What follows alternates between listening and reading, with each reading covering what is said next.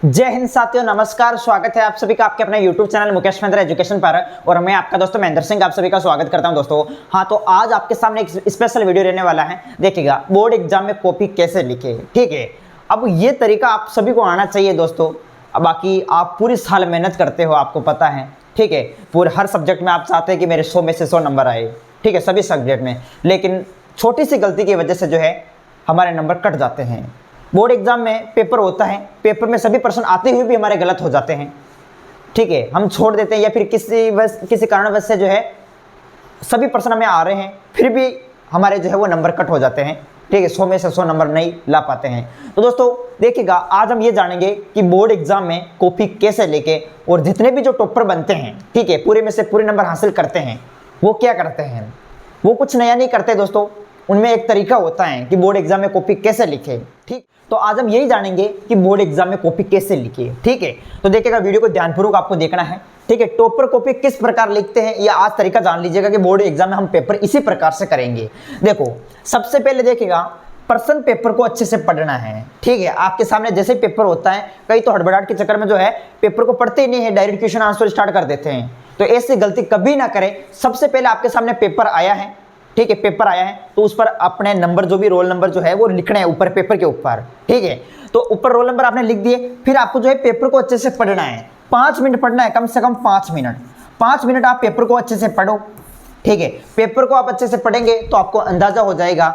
उसमें निर्देश दे रखे, उस निर्देश को पढ़ो कि क्या क्या इसमें निर्देश बताए गए हैं। निर्देश में ये बता रखा होगा कि 5 से लगाकर 15 तक के क्वेश्चन के बीच प्रमुख शब्द सीमा इतनी है। ठीक है, तो शब्द सीमा का आपको विशेष तौर से ध्यान होना चाहिए। देखिए, ठीक है, आपको पता होना चाहिए कि जैसे 50 शब्द सीमा का मतलब क्या होता है। 50 शब्द का मतलब क्या हो गया? 50 शब्द का मतलब हो गया 3 या 4 लाइनें लिखना। और मैंने आपको बता रखा है कि शब्द सीमा आपको अच्छे से, ठीक है, एक वीडियो डाल रखा है मैंने शब्द सीमा पर, तो डिस्क्रिप्शन में लिंक दे रखा है, उसको जाके जरूर देखिएगा आप सभी। ठीक है, तो आपको शब्द सीमा के बारे में अच्छे से पता होना चाहिए। ठीक है, पहले आप निर्देश पढ़ेंगे।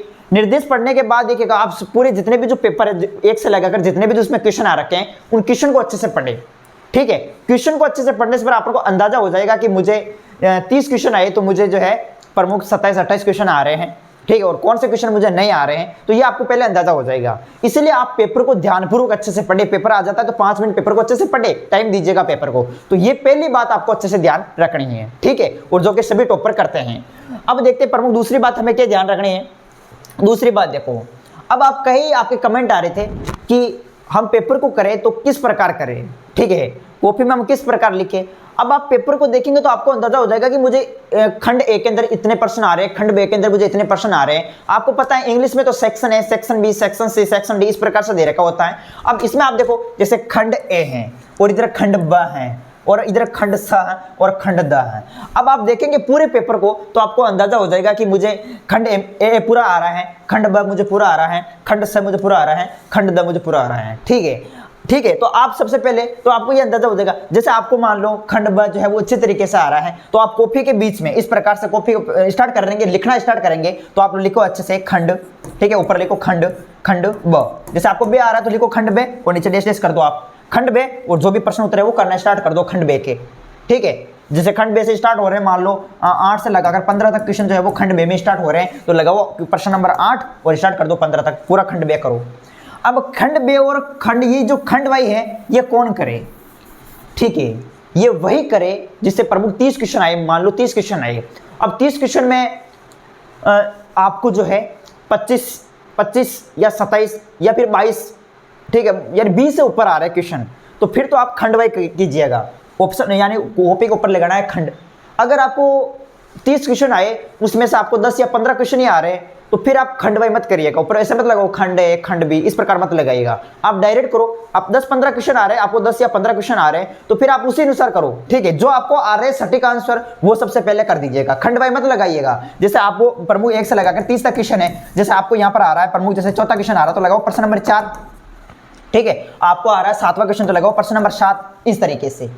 ठीक है, प्रश्न नंबर 7 आपको आ रहा है प्रश्न, लेकिन ऐसे नहीं करना जैसे यहाँ पर आपने प्रश्न नंबर 4 लगाया, ठीक है, और यहाँ पर आप वापस लगा देते हो, जैसे 18वां क्वेश्चन आपने कर लिया, 18वां क्वेश्चन, और फिर बाद में वापस प्रश्न नंबर 3 लगा रहे हो। तो इस प्रकार से नहीं, सीधे क्रम से चलना है। प्रश्न नंबर 4 किया, फिर वापस प्रश्न नंबर 8 किया, फिर प्रश्न नंबर 12 किया, फिर प्रश्न नंबर 14, जो भी आपको आ रहा है इसी प्रकार से चलना है। ऐसे नहीं कि हमने प्रश्न नंबर 4 किया और फिर डायरेक्ट लगा रहे प्रश्न नंबर 18 और बीच में हमने किए नहीं, जो आ रहे हैं वो भी नहीं किए, फिर बाद में वापस कर दिए। ऐसे गलती हो जाती है दोस्तों, एग्जामिनर का माइंड खराब हो जाता है, तो ये भी ध्यान रखना है। तो जिनको आ रहे हैं अच्छे से तो खंडवाई करें। नेक्स्ट आगे देखो, तीसरा प्रमुख जो आपको बिंदु ध्यान रखना है कि शब्दों को खुला लिखे।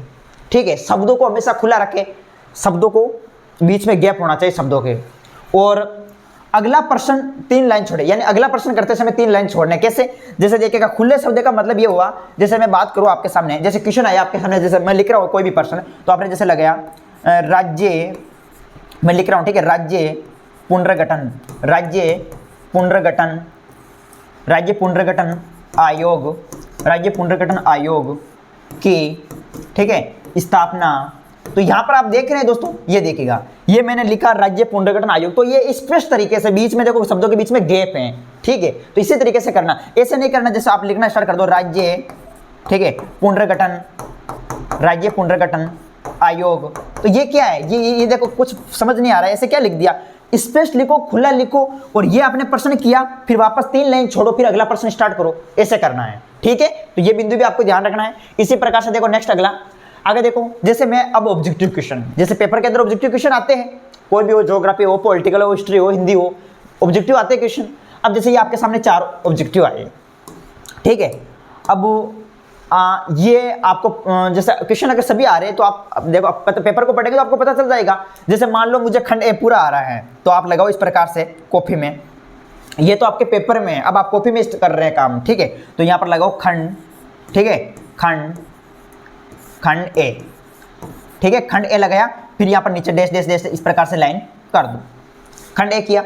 अब खंड ए के अंदर मैं प्रश्न स्टार्ट कर दो, डायरेक्ट प्रश्न उत्तर लिखना। देखो अब उत्तर लिख रहे हैं, जैसे ये पहला क्वेश्चन आ गया, ठीक है, पहला क्वेश्चन आया पेपर के अंदर, तो डायरेक्ट यहाँ से देखो खंड ए के अंदर नीचे स्टार्ट करो, प्रश्नोत्तर, एक लाइन छोड़ के खंड ए लिखा, फिर एक लाइन छोड़नी है, एक लाइन छोड़कर यहाँ से स्टार्ट करो प्रश्नोत्तर, ठीक है, प्रश्नोत्तर संख्या, प्रश्नोत्तर संख्या, जो 1 है तो 1 लगाओ, 5 है तो 5 लगाओ, प्रश्नोत्तर संख्या 1 लगा।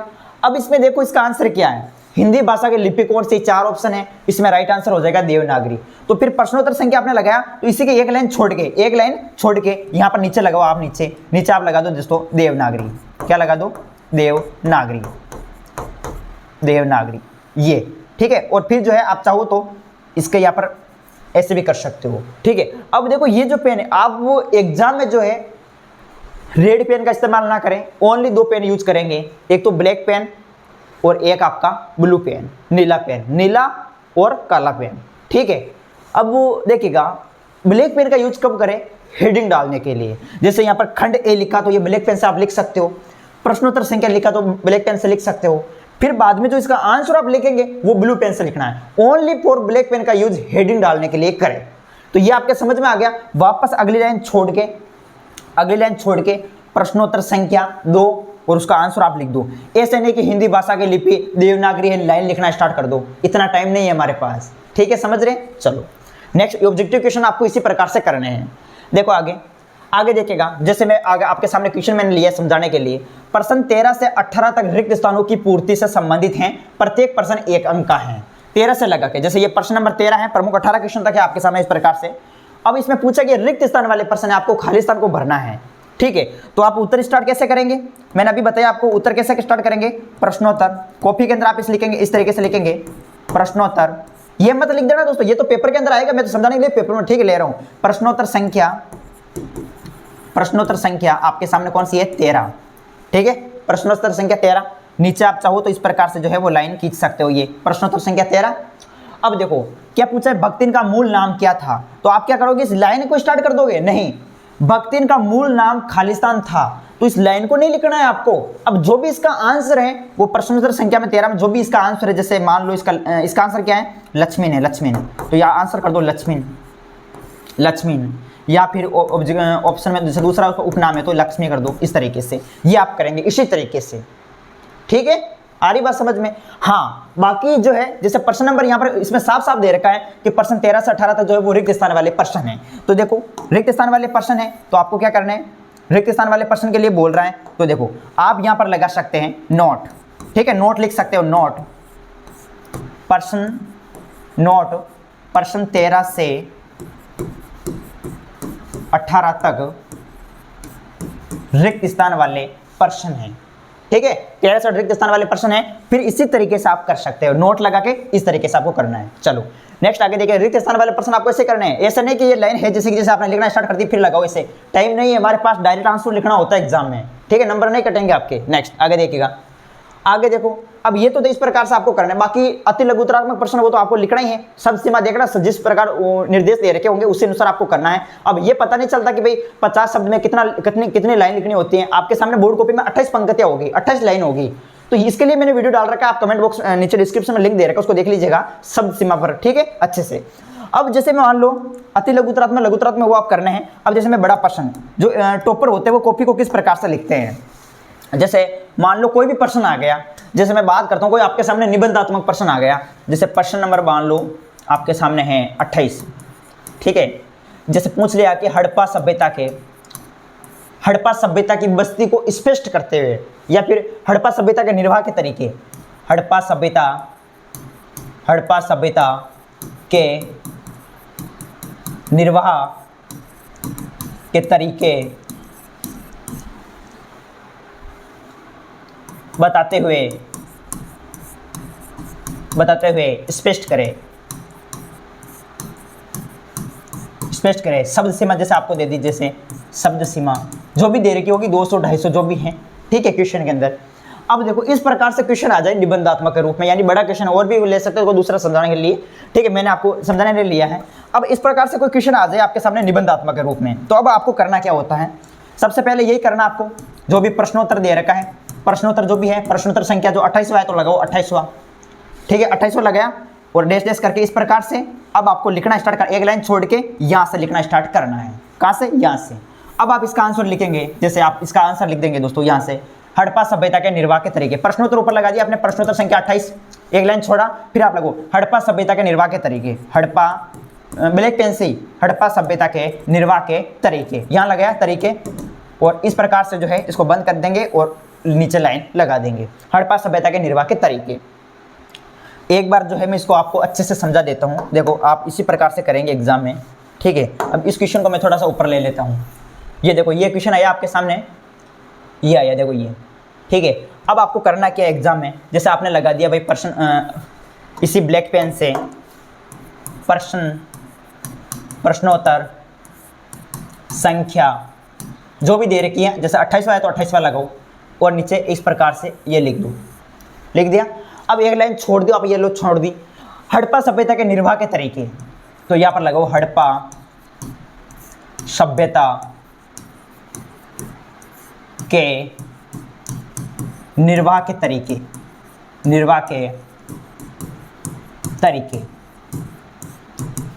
ठीक है, और ये नीचे वापस इसके भी लाइन लगा सकते हो। ये आपने किया हड़प्पा सभ्यता के निर्वाह के तरीके। अब यहाँ से स्टार्ट होना है आपको, देखो यहाँ से, इसमें कौन कौन से निर्वाह के तरीके, जिसमें लिखो सबसे पहले कृषि। ठीक है, दूसरे लाइन में लिखना है पशुपालन, कृषि पशुपालन। इसके अलावा तीसरा पॉइंट आप लिखना है कृषि पशुपालन के बाद में व्यापार।